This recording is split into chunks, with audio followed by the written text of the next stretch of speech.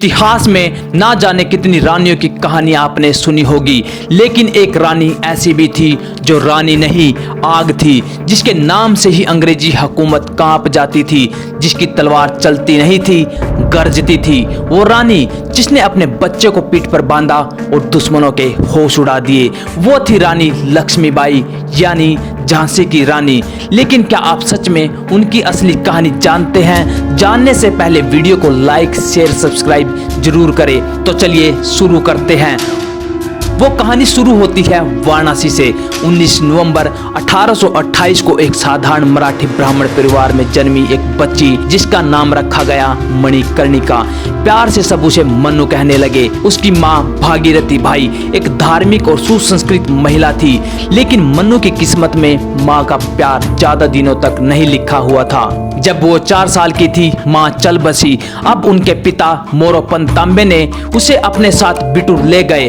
तांबे वहाँ के पेशवा बाजीराव सेकंड के दरबार में काम करते थे। बिठूर में रहते हुए मन्नू ने वो सब सीखा जो उस समय की लड़कियां नहीं सीखती थी। वो घोड़ों की सवारी करती थी, तलवार चलाना सीखती थी, बंदूक चलाती थी और साथ ही साथ संस्कृत, उर्दू, फारसी और अंग्रेजी जैसी भाषाओं की पढ़ाई भी करती थी।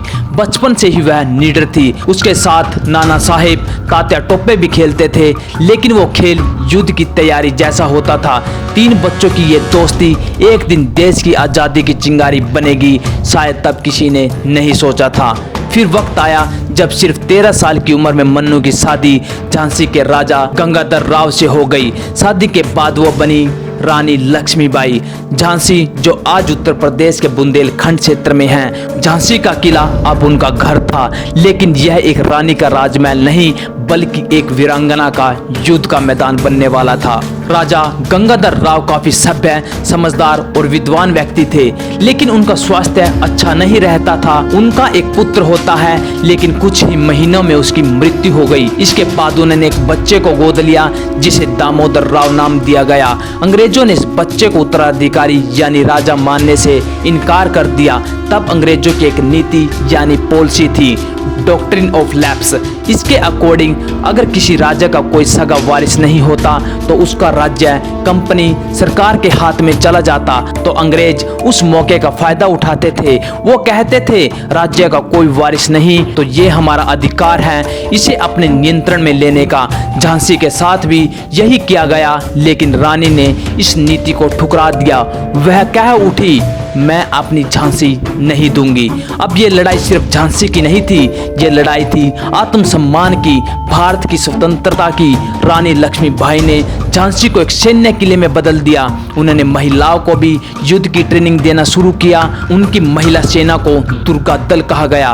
उन्होंने हर घर हर गली को युद्ध के लिए तैयार कर दिया। 1857 का साल भारत के इतिहास का सबसे बड़ा मोड़ लेकर आया। मेरठ में शुरू हुआ विरोध पूरे देश में फैल गया। झांसी भी इसमें शामिल हुई। ब्रिटिश जनरल ह्यूज रोज ने झांसी पर चढ़ाई की। अंग्रेजों की फौज बहुत बड़ी थी, लगभग 14,000 सैनिक। रानी के पास सिर्फ 5,000 के करीब सैनिक थे। फिर भी उन्होंने मुकाबला किया। झांसी किले की दीवारें खून से रंगी गई, लेकिन रानी झुकी नहीं। जब हालात बेहद बिगड़ गए तब रानी ने रात के अंधेरे में अपने बेटे को पीठ पर बांधा, तलवार उठाई और अपने घोड़े बादल पर सवार होकर किले की दीवार से छलांग लगा दी। आज भी झांसी के किले की एक दीवार पर आपको उस जगह का निशान दिखाई देगा जहां से रानी कूदी थी। वो झांसी छोड़कर कालपी पहुंची, जहां उन्होंने तात्या टोपे के साथ मिलकर दोबारा सेना बनाई। फिर दोनों ने ग्वालियर का रुख किया। वहां विद्रोहियों के साथ मिलकर किले पर कब्जा कर लिया। लेकिन 17 जून 1858 की सुबह थी। सूरज धीरे धीरे ग्वालियर की जमीन को गर्म कर रहा था, लेकिन उस दिन की गर्मी आम नहीं थी। कोटा की सराय के पास युद्ध छिड़ा हुआ था। रानी लक्ष्मीबाई सफेद घोड़े पर सवार, एक हाथ में तलवार, दूसरे हाथ में लगाम, पीठ पर दामोदर राव बंधा हुआ।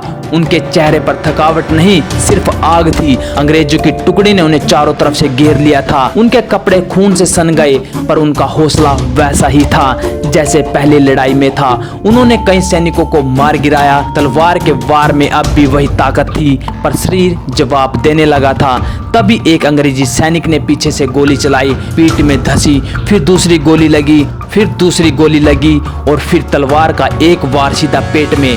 वो घोड़े से नीचे नहीं गिरी, उन्होंने खुद को कसकर पकड़ा, पर अब शरीर डगमगाने लगा था। उन्हें पता था कि अगर वो अब मरी तो अंग्रेज उसका शव अपमानित करेंगे, दिखावा करेंगे, उन्हें युद्ध की ट्रॉफी बना देंगे। उन्होंने अपने विश्वास पात्र सैनिकों से कहा, मुझे यहीं जलाओ, कोई निशान ना रहे, मेरे शरीर को अंग्रेजों तक मत पहुंचने देना। और वहीं ग्वालियर के पास एक पेड़ के नीचे चंद लकड़ियां जलाई गई। उनकी आंखें बंद थी लेकिन चेहरा शांत था। कहते हैं अग्नि की लपटों में वो सिर्फ एक रानी नहीं जली, बल्कि भारत की स्वतंत्रता की पहली चिंगारी हमेशा के लिए अमर हो गई। उनका कोई मकबरा नहीं, कोई समाधि नहीं, लेकिन हर भारतीय का दिल उनकी समाधि बन चुका है। अंग्रेज खुद कहते थे कि अगर भारत के हर राज्य में एक लक्ष्मीबाई होती तो ब्रिटिश साम्राज्य एक दिन भी टिक नहीं पाता।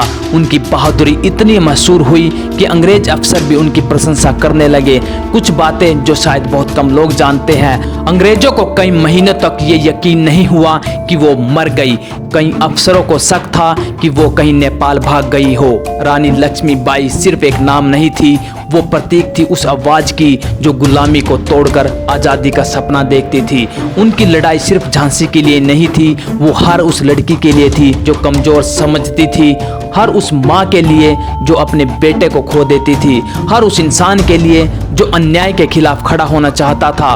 उनका नाम सिर्फ इतिहास के किताबों में नहीं, बल्कि हर उस लड़के लड़की के दिल में धड़कता है जो अपने हक के लिए खड़ा होता है। उनकी कहानी हमें याद दिलाती है कि देशभक्ति की कोई उम्र, कोई लिंग नहीं होता, बस हिम्मत और जुनून होना चाहिए।